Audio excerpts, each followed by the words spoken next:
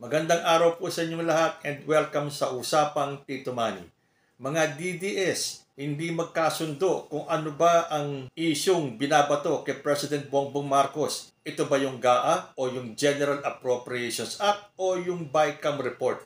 Mula po kasi nung napahiya si dating Pangulong Rodrigo Duterte dahil yung pinakalat niyang fake news na meron daw blank spaces sa GAA 2025. Tapos biglang nagkaroon ng pagkambyo at ito daw ay ang BICAM report. Pati ang mga DDS tuloy, hindi malaman kung ano ba talaga ang issue, yung GAA o yung BICAM. Dahil sa naratibo po ng mga DDS, hindi sila magkasundo.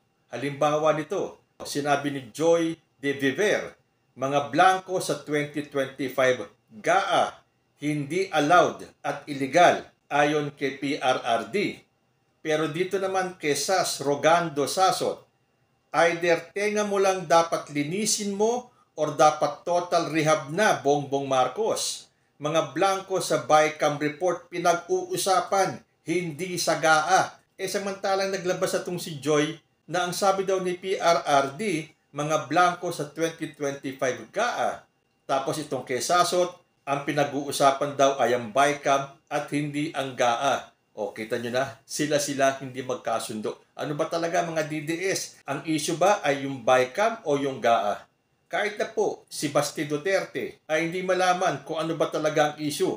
Dahil meron pong post si Basti Duterte at ang sabi niya rito, look, anomalous and scandalous GAA 2025. This is how the present administration allocates taxpayers' money. Invalid and illegal appropriation.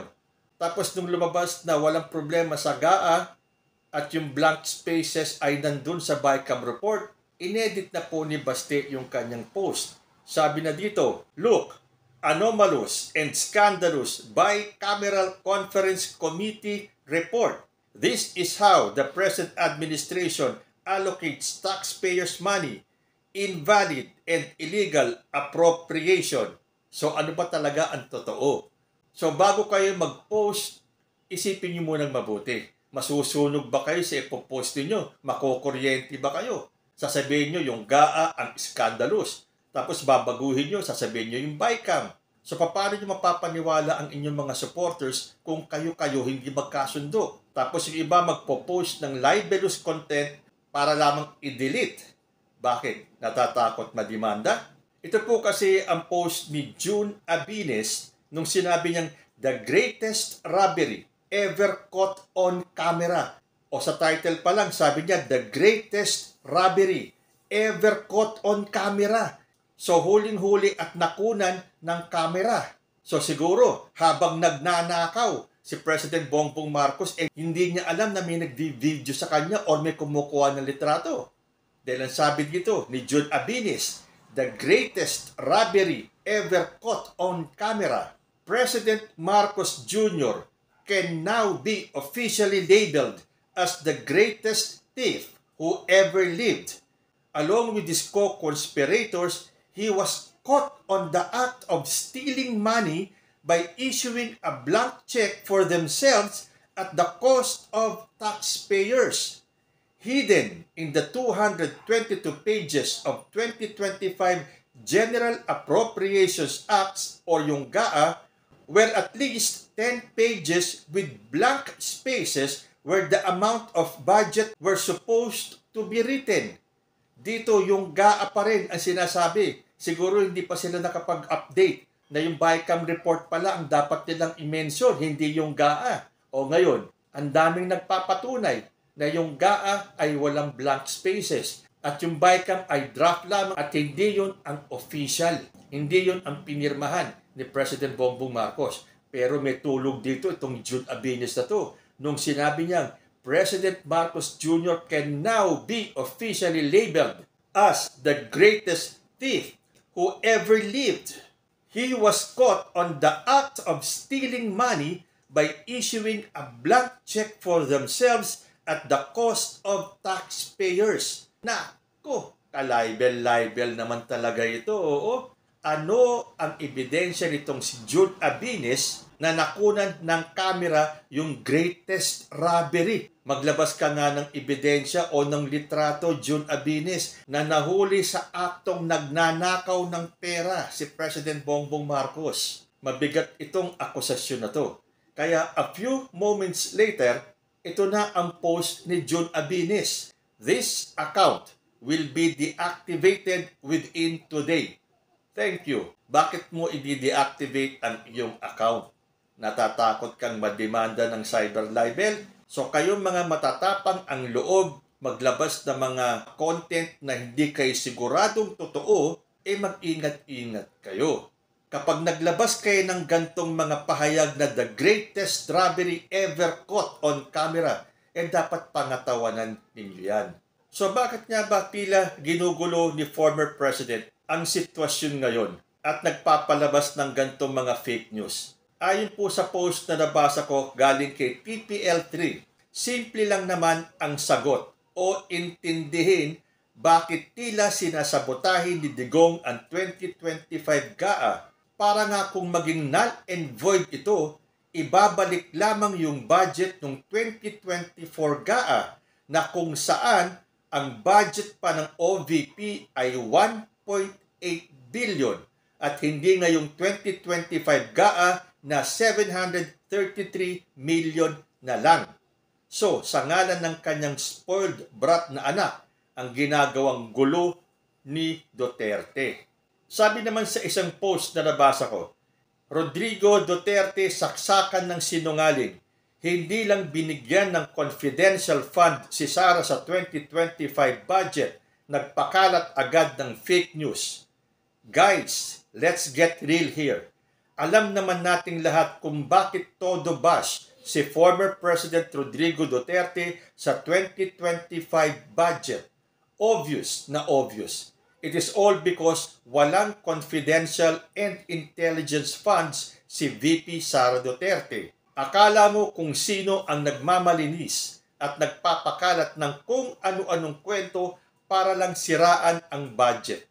Pero ang totoo, galit si Duterte kasi wala ng extra pondo ang anak niya para sa kung anumang plano nila. Napaka-predictable ng galawan niya, di ba?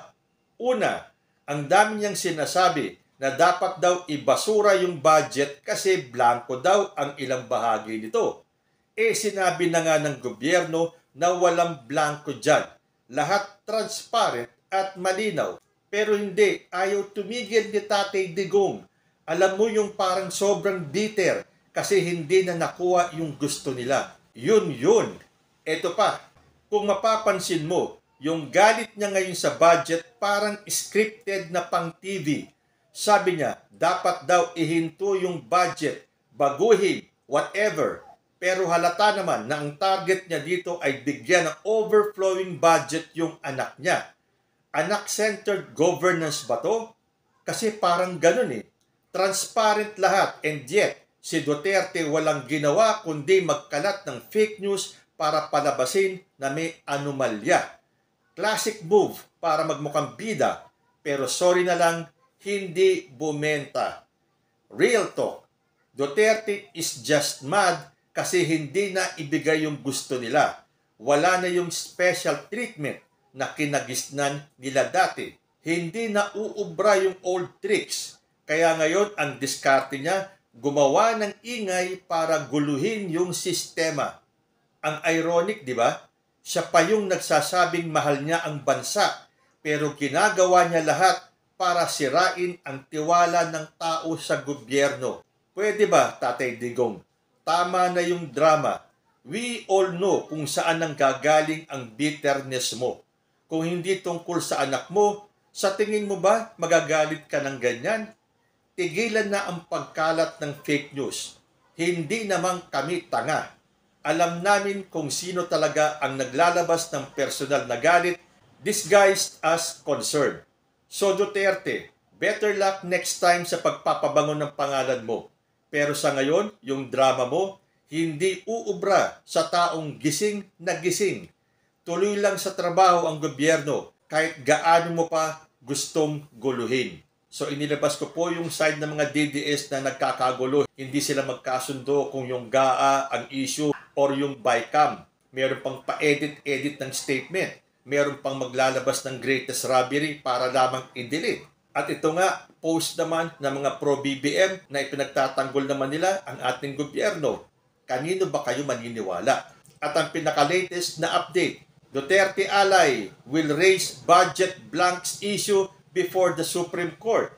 A lawmaker aligned with the camp of former President Rodrigo Duterte said he would challenge the 2025 General Appropriations Act or GAA at the Supreme Court on how the alleged blanks in the Bicameral Conference Committee report were filled in before it became the National Budget Law. Yan, sige, ituloy nyo yan. Dalhin nyo sa Supreme Court para magkaalaman po talaga. So, paano po natin paniniwalaan ang mga post ng mga DDS kung sila-sila mismo ay hindi magkasundo? At totoo ba naman ang mga post ng mga nagtatanggol sa gobyerno? Kung ano ang totoong motibo ni dating Pangulo kung bakit siya nanggugulo? Ano po sa tingin ninyo?